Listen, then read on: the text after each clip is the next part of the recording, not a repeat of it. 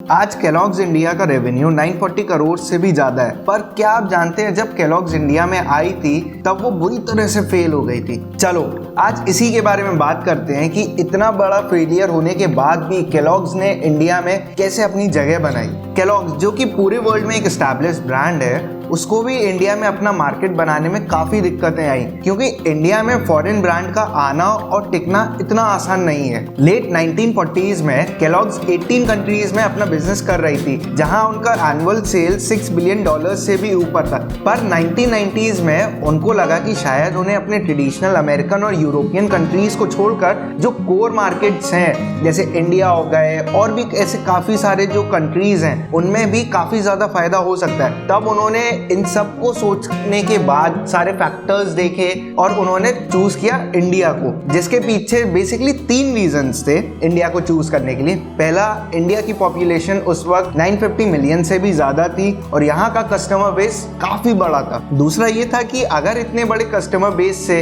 अगर उन्होंने 2% market share भी कैप्चर कर लिया तो उनकी अर्निंग यूएस के मार्केट शेयर से भी ज्यादा होंगे। और तीसरा, 1991 में इंडिया में इकोनॉमिक लिबरलाइजेशन आ चुका था, जिसके चलते फॉरेन ब्रांड्स इंडिया में इजीली एंटर हो सकते थे। तो अब इन्हें इन तीनों रीजंस के चलते इंडिया एक ग्रेट चॉइस मिली। केलॉग्स कंपनी को बहुत कॉन्फिडेंस था कि वो 100% अपना मार्केट इंडिया में कैप्चर कर लेंगे, जिसके चलते उन्होंने इंडिया में फुल फ्लेजेडली 65 मिलियन इन्वेस्ट भी कर दिए। और इसी के साथ केलॉग्स ने अपना इंडिया में सबसे पहला प्रोडक्ट यानी कि केलॉग्स कॉर्नफ्लेक्स लॉन्च कर दिए। अब नेक्स्ट स्टेप था एडवर्टाइजिंग, जहां उनका ओवर कॉन्फिडेंस के चलते अपने सारे बिजनेस पर पानी फेर दिया।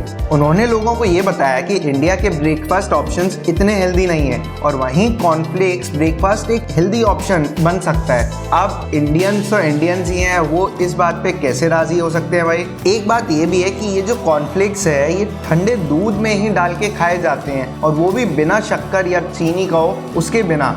और इंडियंस लोगों को तो ब्रेकफास्ट में मस्त गर्मा गर्म या कुछ स्पाइसी खाना पसंद है, तो कोई डाउट ही नहीं था कि लोग इंडियन ब्रेकफास्ट को छोड़ के ये ठंडे दूध में खाए जाने वाले कॉर्नफ्लेक्स को अडॉप्ट करते। अब केलॉग्स का सारा कॉन्फिडेंस झट से नीचे आ गया। अब उनके पास बेसिकली 2 ही ऑप्शंस बचे थे, या तो इंडिया को एज अ ऑप्शन छोड़ के चले जाएं या वापस अपने ब्रांड को फिर से लॉन्च करें। लेकिन केलॉग्स भी ढीठ था, एक फेलियर के बाद भी वो इंडिया में डटा रहा और फाइनली उन्होंने अपने ब्रांड को फिर से रीलॉन्च करने का सोचा। इस समय उन्होंने पूरा मार्केट रिसर्च किया, तब जाके उनको पता चला इंडिया में जो बच्चे हैं ना वो इवनिंग में स्नैक्स को प्रेफर करते हैं और ज्यादातर चिप्स या फिर कुछ ना कुछ जंक फूड ही खाते हैं। तब उन्हें यहाँ पे अपना जो आइटम था यानी कि कॉर्नफ्लेक्स है उसको इंट्रोड्यूस करने का आइडिया आया कि ये जो कॉर्नफ्लेक्स है ये हेल्दी ऑप्शन के तौर पे इंडिया में लॉन्च करा जा सकता है। इस बार केलॉग्स ने अपनी मार्केटिंग काफी सोच समझ के की। उन्होंने लोगों को बताया कि केलॉग्स के प्रोडक्ट्स में बहुत सारा आयरन मौजूद है, जिसकी वजह से इंडिया के जो बच्चों में आयरन डेफिशिएंसी है उसका इशू कभी नहीं होगा। ये जो स्ट्रैटेजी थी ना उनकी